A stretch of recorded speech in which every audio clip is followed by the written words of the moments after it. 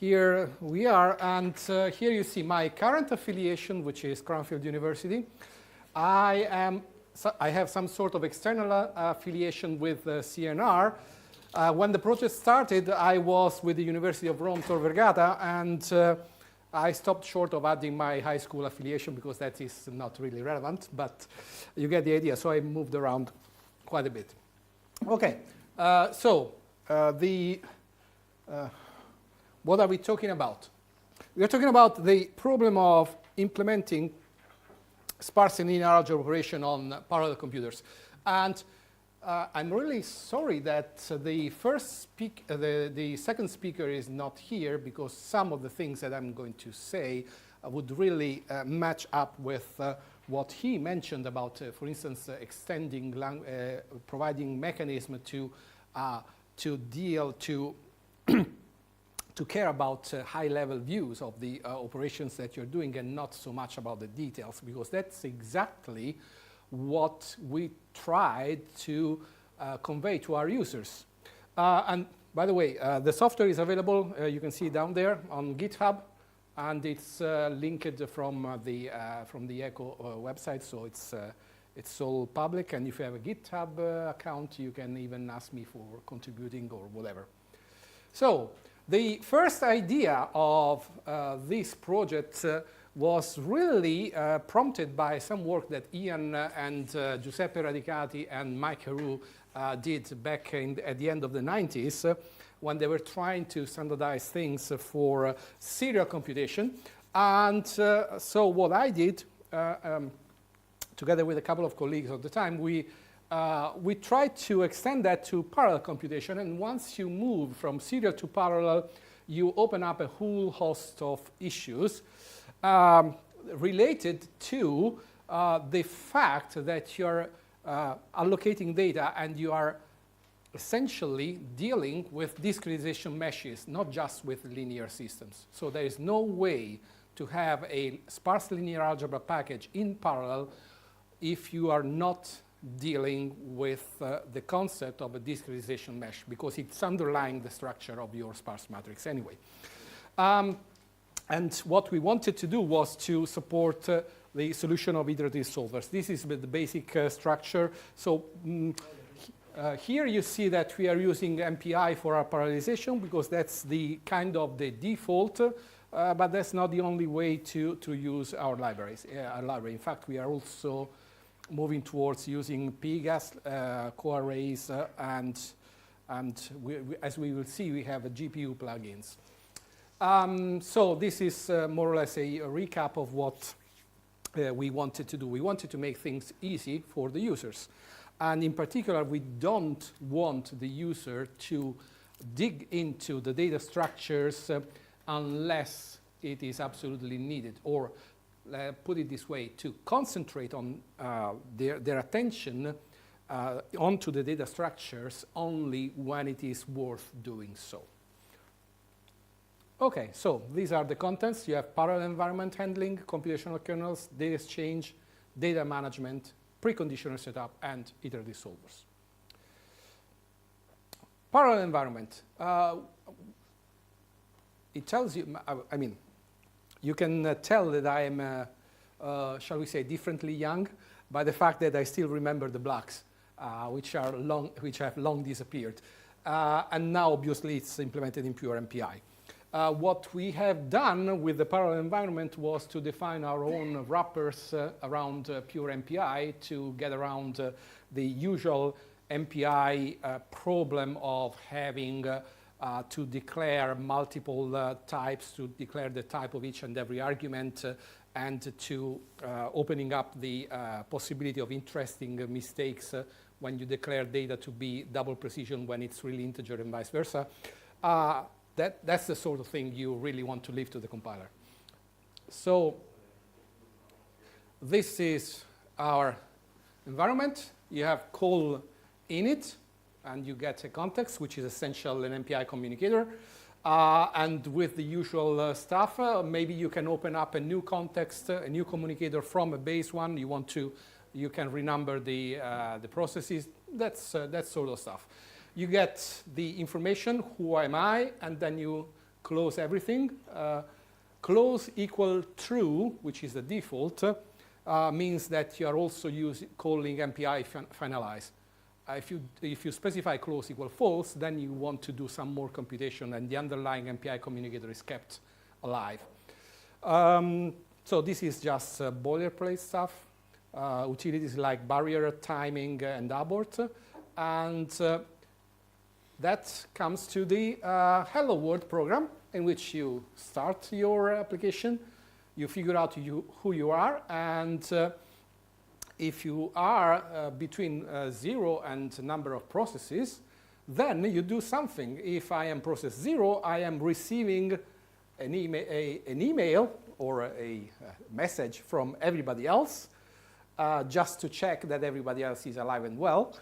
And if I'm not process 0, I have obviously to send it the data, and that's about it. So this is your first parallel program. So this is not very different from an MPI Hello World program, is it? Although there are some slight advantages into the, as you can see, when I do a send and a receive, I don't say anywhere what the data is or what is the extent of the data.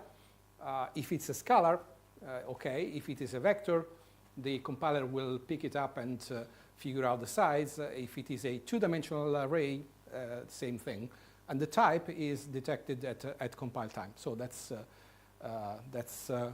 simple. Oh, this is the fine print.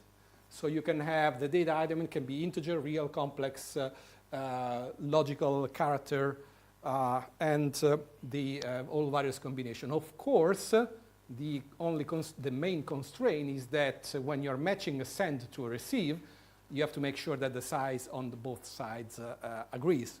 You can't send 10 integers and then receive a message for the same message, only receive 2 of them. Okay. We also have some collective operations.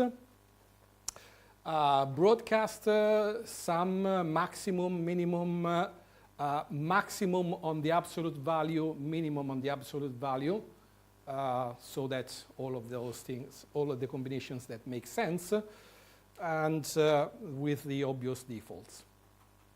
Okay, thus, how does this infrastructure influence your application? So what I'm now going to do throughout this presentation, I will, not having the time to type the code myself in front of you, which I would like to, but we only have 1 hour. I will show you sections of a sample program, and this sample program is first contained in the software distribution, and second, it is essentially the program that has been used to test the data coming from the groundwater modeling application from Jülich, which Pasqua will present tomorrow morning. So when you're looking at this program, bear in mind it is essentially the same program that has been run for the numbers, for the performance data you will see tomorrow. Okay, so you start with the program name, you use a few modules, and then you have some integer variables that define the environment.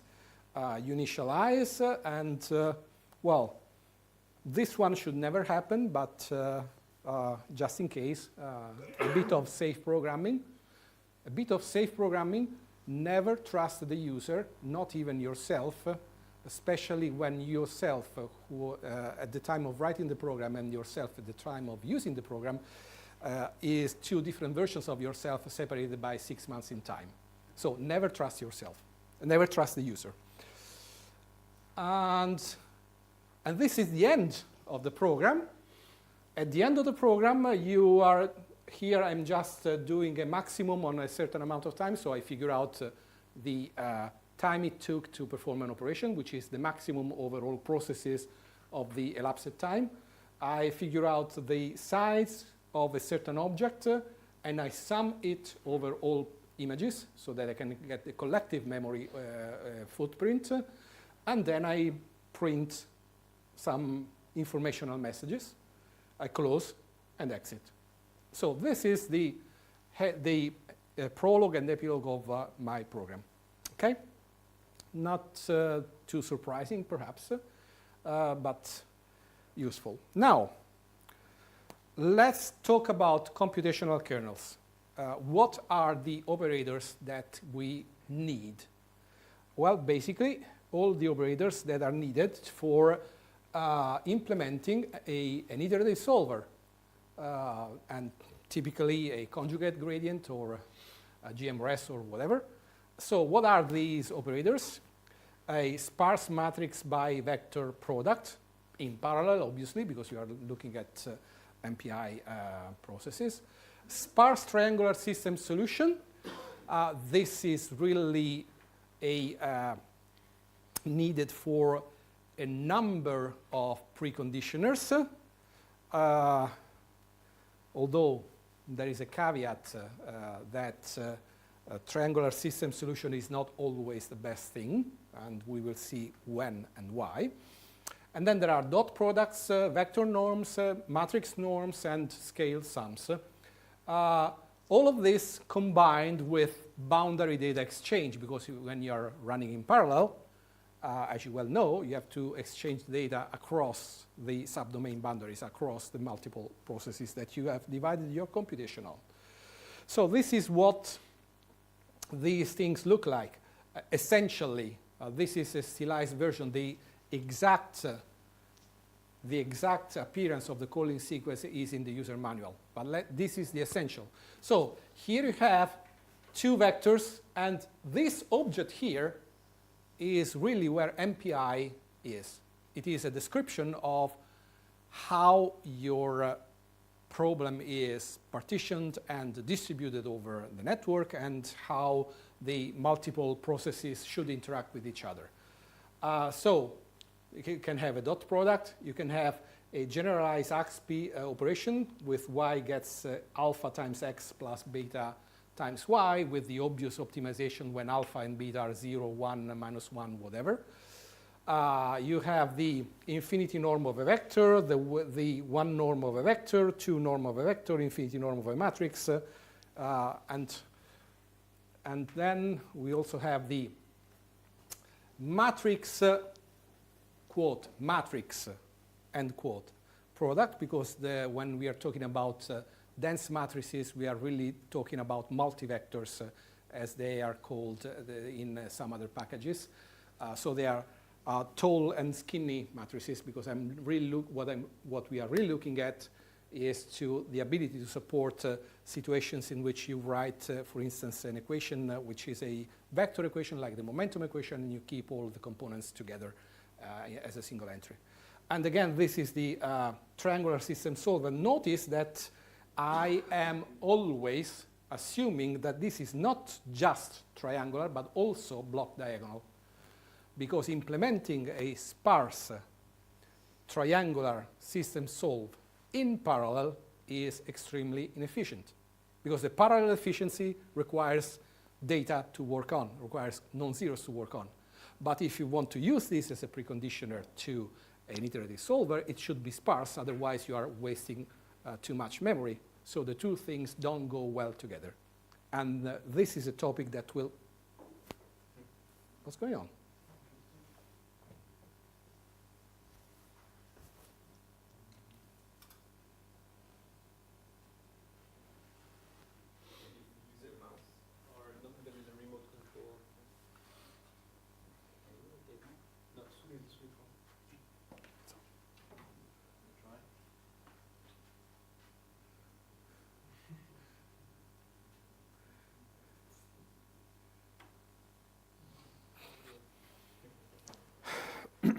Sorry. Yeah, but why?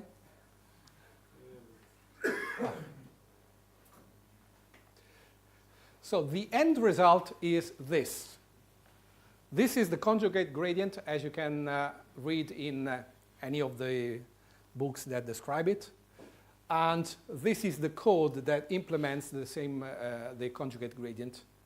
And this is parallel, and this potentially is also going to run on GPUs, and it supports OpenMP and everything else. So you concentrate on the mathematics of it at this stage, and then if you want to put in the MPI stuff and the OpenMP and CUDA stuff, then you want to really delve into the inner workings of these objects that you are specifying there.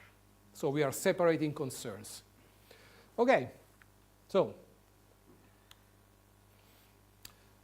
in your sample application, you will see towards the end the explicit computations of the norms of the residual upon exit from your linear solver. As you all know, most Krylov solvers, you don't update the residual explicitly at each step, at each iteration, because that's too costly. But on exit, you may want to have a measure of the true residual and not just the estimate or the updated residual or the preconditioned residual. You want to have the true thing so as to give the user an indication of how good the solution really is, and this is how you do it. So in this case, what I'm doing is that I'm taking the right-hand side and putting it into the residual, and then I'm multiplying A times X, and I'm subtracting it from the residual which had just gotten the B, the right-hand side. And so that's B minus AX, and then you do the norm on it, and you got your residual. Okay, so how do we get there? So this is what you, the user, want to be able to do. So what we, the software developer, need to do to enable you to get there. Let's take a look. First, how do you distribute the data? The guiding principle is an obvious one, that we are dealing with the discretization mesh. So each point, each node in your mesh is assigned to a process. And that process is responsible for updating any variable that is related to that node. So basically, what I'm asking for is that if we look at the linear operator and we think about a matrix vector product, each node is related to one row of the matrix, and each output from one row to the matrix goes into an element of the matrix vector product. And so I want one process to be in charge of that row. Of course, you will not have only one row per process normally, but that's the idea. That obviously means that at the next time around, when you want to do a second matrix vector product, you will need to fetch some values from neighboring processes. Because in that row, you may have entries that depend on other people. Am I stating the obvious to you? Maybe to somebody. So let's see. If you have a discretization mesh, and this is more or less a standard terminology, you can describe the points in the discretization mesh as being internal, so they only interact with points that are in the same subdomain. Points at the boundary, which is points that have a linkage to someone else, and the halo, which is that someone else you're interacting with. And there also is the overlap situation, but that's a very, very specialized thing that we don't need to care about right now. So graphically, this is what you have. So you have one domain, one subdomain that is assigned to one process, and you have all of these points are internal because I'm assuming that the variables are associated with the nodes in this picture, and this one only interacts with red nodes. This one is a boundary because it interacts with one of these blue-green nodes, and these blue ones are the halo because they are the nodes from domain 2 of which I need to know the value to do computations in the red domain. Okay? So I need to gather them. By the way, how do you decompose a discretization mesh to go in parallel? In general, that's an NP-hard problem. So you cannot assume, first, you cannot assume that you can solve it to exactly to the absolute optimum. And second, because you cannot assume that, there will be lots of heuristics, and therefore each user will have his/her favorite method of doing it. So you don't want to force any particular distribution on the user. Except for one thing, that if you map that mesh distribution onto a view of the matrix A, you are essentially splitting the matrix A in blocks of rows, not necessarily all of them of the same dimension, not necessarily the same size. This pink square here is the main diagonal, and that corresponds to all of the internal points of all of the internal linkage. And the green is related to the interaction of each domain to everyone else. Any reasonable data distribution will make sure that most of the non-zeros are here, and only a very few non-zeros are here in the green area. That is what you're aiming for. How do you achieve that?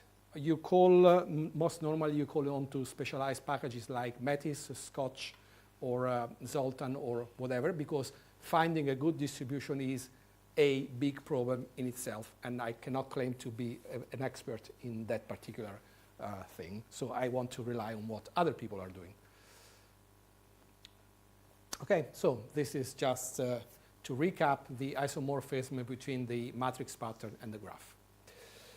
All of this is encapsulated into a descriptor, which keeps track of the parallel machine, is associated with the discretization topology, and most importantly, it stores a mapping between the index space of your discretization mesh and the local indexing on each and every process.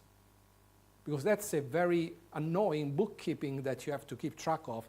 What is the, let's see if I have it here. Oh, so this is the data structure in the actual software code in the source of our library. Let's see. Yeah, because you have to keep track. So you have a matrix with a mesh with 100,000 nodes, and you write one equation per node, and you have equation number 50,257. Okay, and that mesh is distributed on 256 processes. So that global index, 50,257, how does it translate into a process index like 132 and a local index within that process? Okay? So all of this mapping is hidden inside this object here, an index map, which allows you to answer questions such as, what is the global index that corresponds to the local index on this local index on this process, or vice versa, where, on which process and at what position do I find the image of this global index? And this has the keyword class, which means that this object is polymorphic, which means that I can support and I can store this mapping in multiple ways according to whatever strategy I find most suitable. And in the base library, we have at least 5 different kinds of mappings that support different data distributions. Okay, so well, this is what I was talking about, the Halo data exchange. Suppose you have these nodes assigned to process 0 and these ones assigned to process 1. What I want to have is that on process 0, local index 32 corresponds to global index 32, and then again these red values are the ones that are fetched from the neighboring image. And on process 1, to the same local index 32, there corresponds the global index 64, and then you have the other ones that are copied from beyond the boundary. Okay, so this is a description of the discretization mesh. Now let's go on to sparse matrices. What is a sparse matrix? The famous definition by Jim Wilkinson is that it is a matrix that has so many zeros that it pays off to take advantage of them in the computer representation. So you want to figure out a way to store it, typically with order of n storage, because you only have order of n linear number of non-zeros instead of a quadratic number of non-zeros. Like an example, a very easy example. If you have 1 million equations with a 7-point stencil, that is 8,000 gigabytes of memory in full storage, but only 100 megabytes in coordinate storage. So there's no question you're going to store it with a specialized format. Which ones? Coordinate. You store explicitly row index, column index, and value. Okay. So this is what it looks like, and that is what the code for doing a matrix vector product look like. You can do compressed storage by rows, where you actually use the fact that you are first sorting by bringing all rows together, and the code looks like this. And then, how many more formats do you know? Well, last year we had a paper with some colleagues of mine that was doing a review of storage formats only for NVIDIA GPUs, only in the last 4 years, and we listed 70 different representation methods. 70. Okay. So,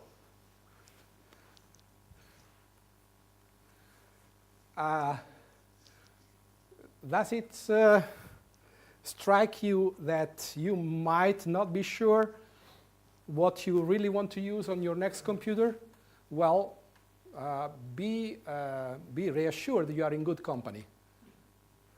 So I took up one of the habits. Larry Wall, the inventor of Perl, says that one of the habits of a good programmer is laziness. The kind of laziness such that you spend a little extra time doing your work the first time so that you never have to do it again. So what I wanted to do was, I don't want to change my overall program structure just because I have to move to a new platform. I want to use always the same data structure, or to appear as if I'm using the same data structure, but obviously I also want to be able to adapt. So I want essentially to be able to switch between storage formats at any time. I want to be able to switch between storage formats that I do not know because they do not yet exist at the time I write the code. They will be invented the next year on the other side of the world. And while I'm at it, I also want to switch among storage formats at runtime dynamically, or even depending on the process index, so that I can have heterogeneous computing. So I want to have my cake and eat it too, which is a very common attitude these days, right? So can we do it? Well, that's where software engineer comes in, and I need to use design patterns. And because what essentially I want to have is a variable that can change its type at runtime. Okay? But that is something that no common programming language supports. It's not available in, well, I said common programming language. Not in Fortran, yeah, that's huh? Not in Fortran, I guess. Well, not even in C++ or C. I'm not an expert, but Cocos or this kind of library. No, Cocos also, Cocos works on templates at compile time. Yes, compile time. At compile time. I'm talking at runtime. Why would you need it at runtime? 2 reasons. There are 2 reasons. So the first one is the following. You have a data structure that is optimized for doing something. Okay? In your application, is that something all you are ever going to do with your data structure? Not necessarily. You may want to do different things in different phases of your application. In particular, the best data structure for building a matrix or assembling a matrix is coordinate storage for many reasons. It is the most flexible by far. But at the same time, it is absolutely it is one of the worst data structures for doing a matrix vector product.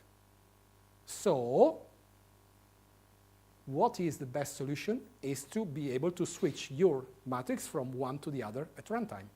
First thing. Second, once you get used to this freedom, you realize that there are other things that you can do, like to find dynamically what processor your process is running on, and you adapt at runtime to the processor you're running on. Like you have one core that's running on Xeon, and then you are running on another core of Xeon, but only acting as a front end for an NVIDIA GPU. So you really want to run on the GPU. Can you adapt it at runtime? Third reason to do it at runtime and not at compile time. So, the point is that I have a basic framework, but I want it to be extensible without ever recompiling it. So I want extensions coming from the user to come in the form of plugins that get attached to my framework at runtime. I want all of those things at the same time. Okay? So can you do it? Yes, you can do it if you apply some well-known software engineering techniques. In particular, these 4 design patterns: state, builder, mediator, and prototype. And the details are in those papers. In particular, the state, I find that whenever I have a polymorphic variable these days, I practically always want it to be according to the state design pattern. Any place I want a polymorphic variable, I really want it to be encapsulated in this way. And that's the state design pattern is something that was already recognized as useful back in 1983 by these guys here. That's one of the best books on data structures that's out there. So this is state. So essentially, you have an outer container and an inner variable. The inner variable is dynamic. You can allocate and deallocate. The outer variable is of fixed type, but the inner variable is of variable type. So by adding one layer of indirection, there is one quote by, I don't remember who it was, who said that 99% of problems in computer science can be solved by adding one level of indirection. And this is exactly one such problem. So you add one level of indirection, and you have, to all intents and purposes, a variable that changes type at runtime. So you have lots of advantages and one disadvantage, that every method goes through one more layer in the call chain. So that calls for a careful design of methods to make sure that you have a sufficient granularity so that this overhead is not important. The others are necessary if you want to, in particular, builder is important because you don't want the user to look inside. The casual user is not interested in how exactly you build a compressed storage by rows or an LPAC or whatever. They couldn't care less, right? They want to get along with their science. They want to write their code.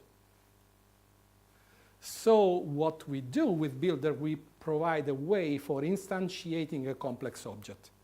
And then you want to go through these other things. In particular, prototype is the thing that lets you interface with something that is only going to be written by your grad student in 2 years from now. And it's something that you can actually do. A few storage assumptions. Well, you have this is the diagonal part, this is the hollow part, and that's also reflected in the vectors. The vectors are also encapsulated inside objects. When you need to get to the array, you can extract a copy.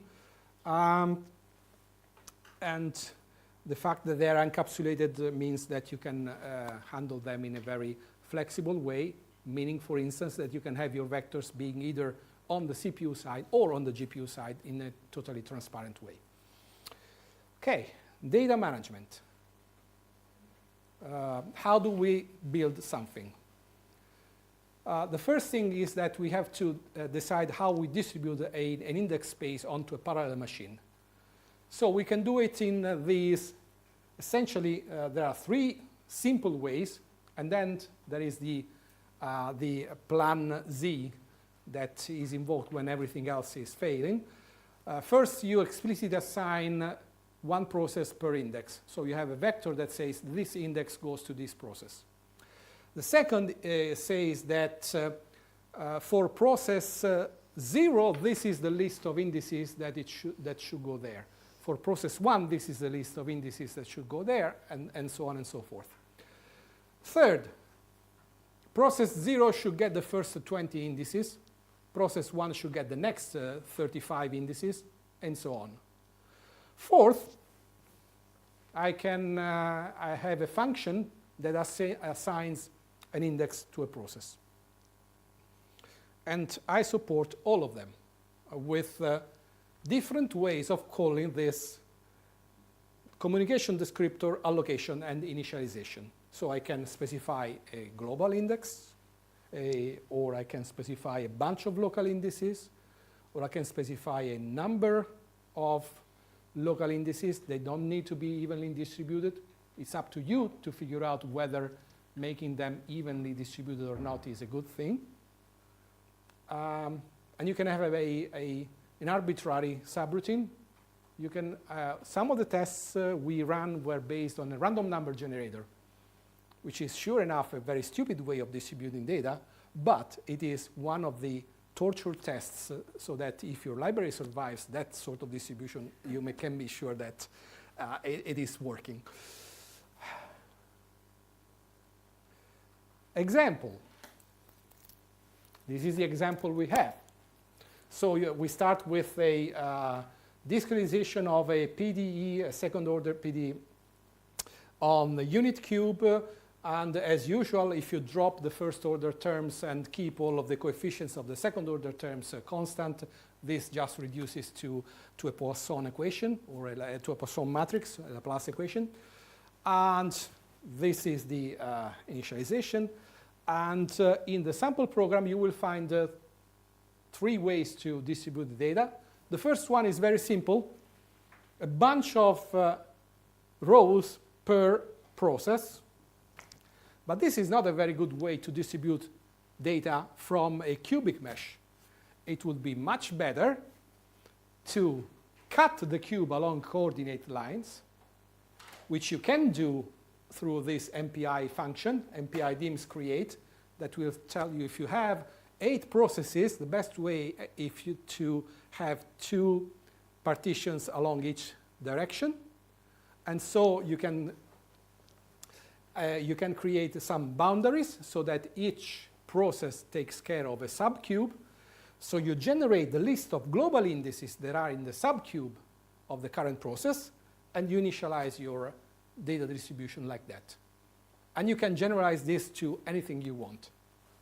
And it is from that point on, it is my responsibility to make sure that everything matches, everything adds up. How much longer do I have?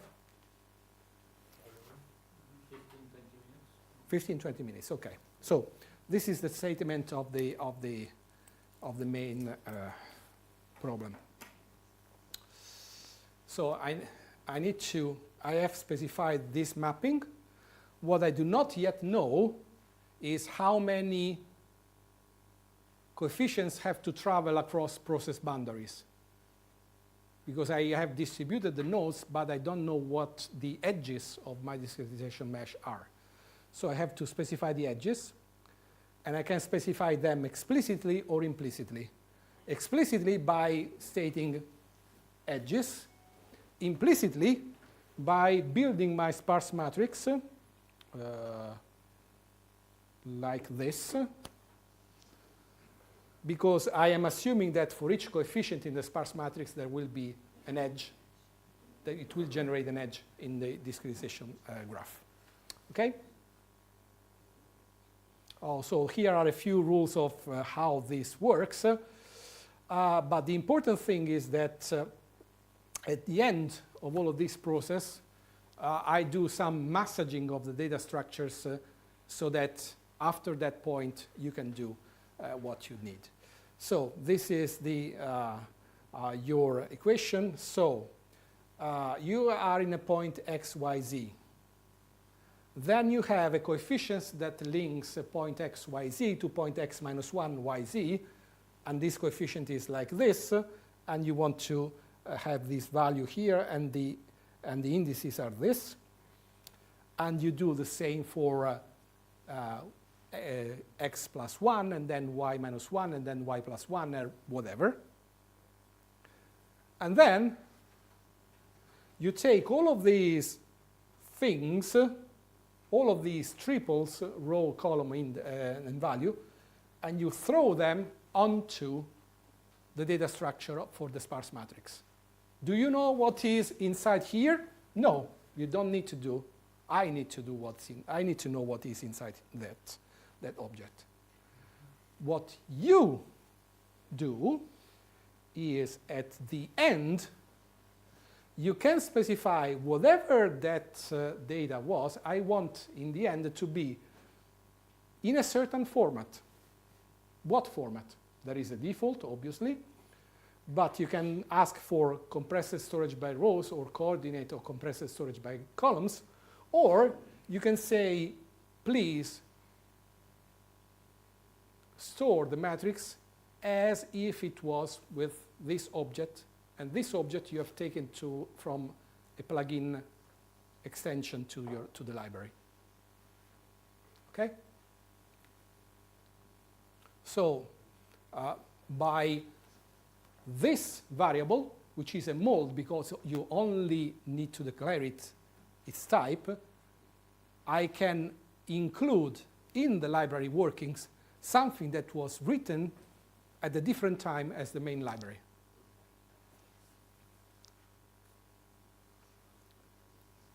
Okay? So this is what your assembly step looks like. And after that, you can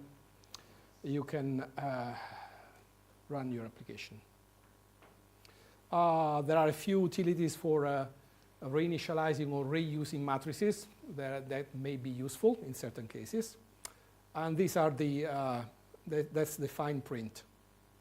Now, let's come to the point that maybe is of interest to you. Do you want to use a GPU? I'm sure that many of you, well, I know that Mathieu is not convinced of this, but then do you want to use an FPGA? Let's suppose that to use an FPGA, you need to link into you need a hook to connect to a special interface software. Then all you need to do is you need to declare this data structure, which comes from an extension of the library. It has its own code, and it hooks into CUDA or whatever else. And you specify this as a mold.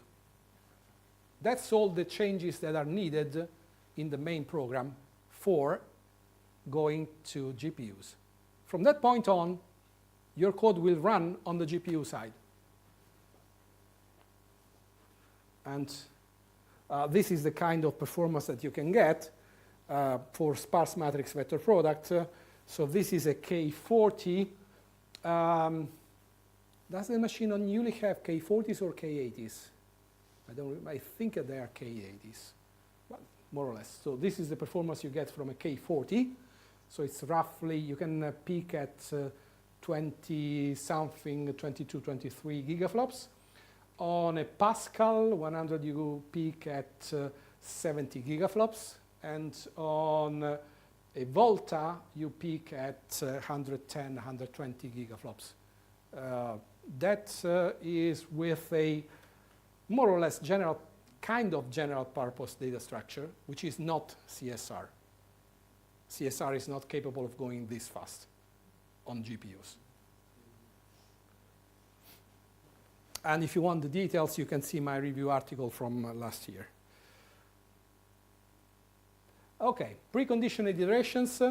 This should be well known. You want to choose an iterative method. You want to choose an initial guess, a stopping criterion, and a preconditioner. So this is the interface to the Krylov method. You choose your method. These are the ones that we support. You have the sparse matrix. You have the preconditioner object, which is a different object, and you will need to build it, of course. And then the initial guess, the right-hand side, whatever. This is pretty obvious stuff, so I don't need to go into too many details with this. So this is what a sample application will look like. This line here says, please, preconditioner object, pre-allocate some workspace. This is one place where there is a side effect of using GPUs that pops up. Because on the CPU cores under Linux, allocating and deallocating workspace is most of the time for free.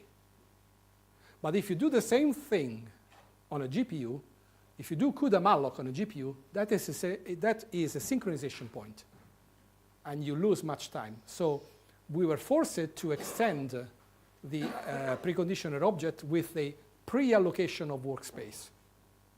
Because otherwise, the alternative would be to allocate and deallocate workspace every time the preconditioner is invoked inside the Krylov method, and that gives you a 50% penalty, which is not nice.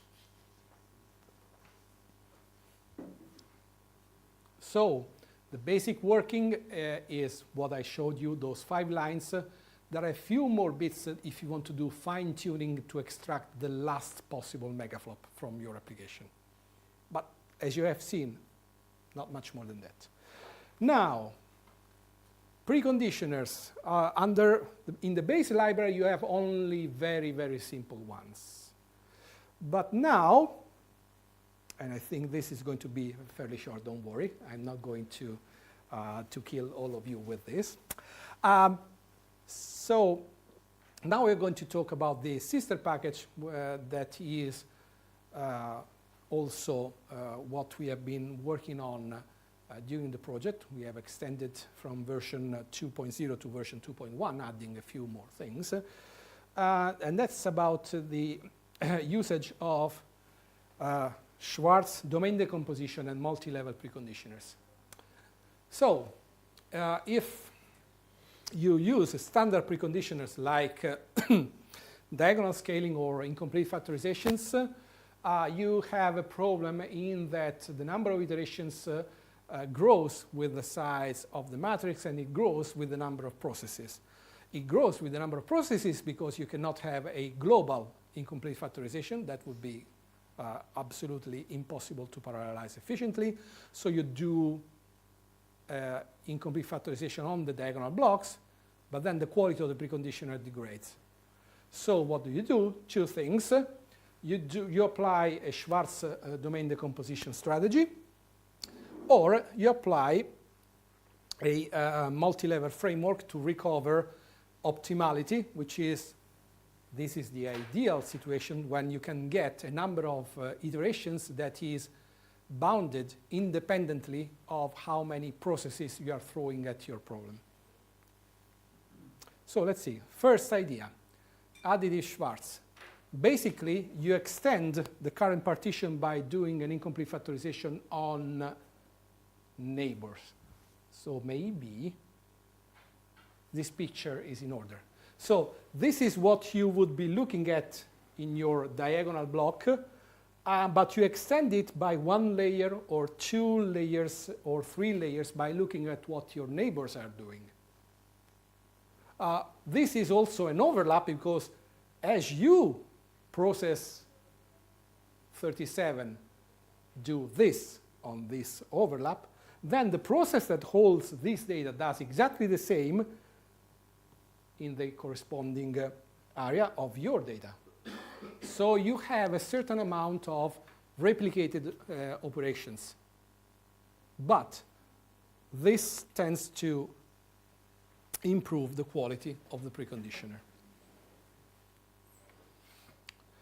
And then the second tool is the use of a hierarchy of spaces. The basic idea is the following. Unfortunately, by the way, unfortunately there is this terminology issue that these P case and R case are called prolongator and restrictor both for Additive Schwarz and for multi-level hierarchies, even though they are slightly different objects. But I hope the context will make it clear. So the basic idea is that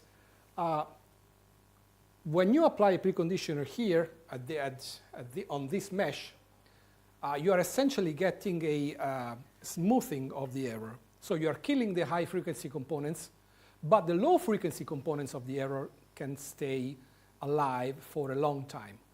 So what you do, you project them onto a coarser grid where those low frequency allies with high frequencies, and therefore you kill those low frequencies on the coarse grid and project them back onto the initial grid, and you get much better convergence than if you only had one grid.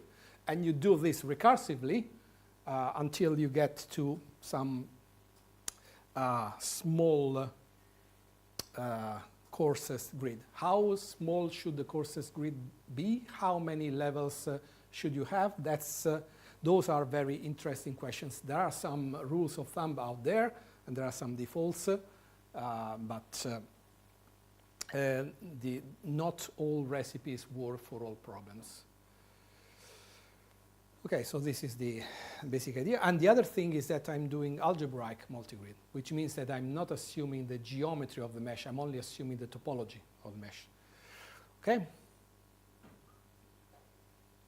Meaning that if this is the graph of the mesh, I combine these nodes and then these nodes into a single one for the coarser mesh.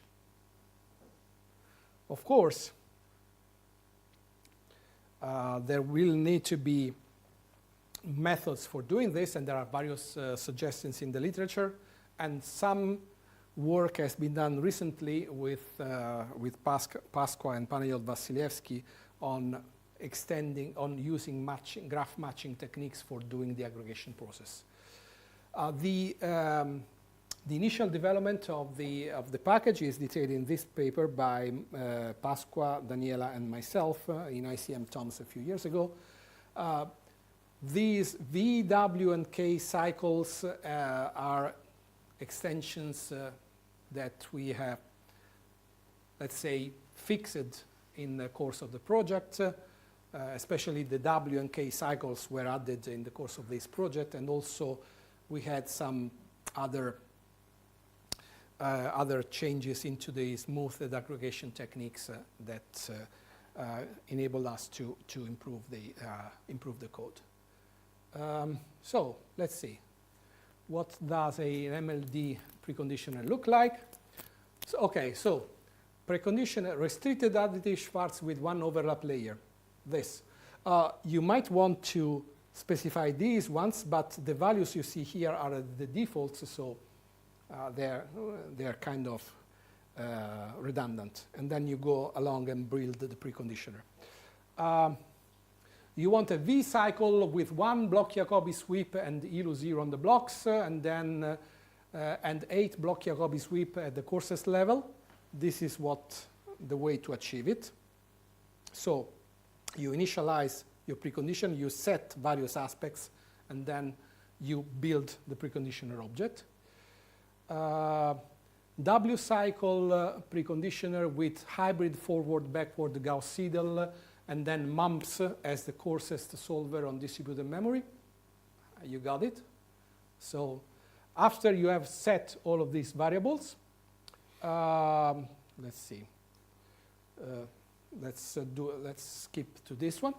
You first build the space hierarchy, and then you build the smoothers, and you're done. And your preconditioner is ready to work. I told you that I use the state paradigm everywhere.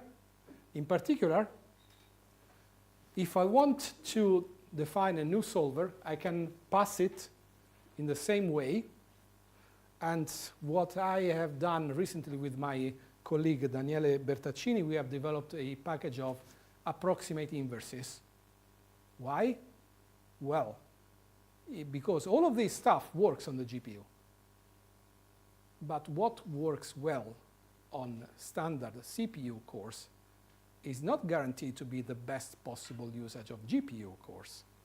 In particular, anything that uses a sparse triangular solve is no good on GPU because it is impossible to parallelize efficiently a sparse linear solver. So we needed to introduce the approximate inverses. Okay, so this is the kind of performance that you can get from our base library with you can switch from 700 iterations to 61 iterations on a few hundred thousands or millions of equations. These are rather old numbers. I'm not going to show up-to-date performance numbers because this is exactly what will happen tomorrow morning in the talk by Pasqua, where we will show you the performance numbers we got on the ALIA and ParFlow applications on the Eureka machine. So you will get an update on the actual outcome that you can get. Oh yeah, so this is the point about the approximate inverses. So we got this paper that came out during the project, and although it was not quite funded by the project, so we are going to reuse it. We reuse the results even though it was not funded, which is good for the project, I suppose. And this is what happens. So you can get, this is a Xeon K20, which is rather slow GPU. You can get, as a local solver, you can get convergence of a conjugate gradient with a relatively good performance. Okay. And again, tomorrow morning you will see a lot more interesting data on the actual ParFlow application. Because the important thing is that here I'm showing the preliminary data looking at a single GPU, but we have run on the maximum number of GPUs we could get, which is 128 on a Jülich machine. So we were able to scale up to what was available. And you will see the numbers tomorrow morning. Future directions, well, we can play with different ways of building those hierarchies. There are a number of ideas out there. And then the other thing that we will need to do at some point will be to improve the construction of all those hierarchies and to put as much as possible of the construction work on the GPU, because it is only partly there at this time. So at this time, the application and the run of the preconditioner of the iterative method runs very well on the GPU, but the setup phase is not as good as it should be. And so it is suitable for cases where the same matrix and the same preconditioner is reused over multiple time steps. It is not yet suitable for a matrix that changes at every time step. And that is what we are planning to do in the near future. These are a few references, and with this, I suppose I'm more or less on time. Yeah, no idea. Okay. And any questions? Thank you.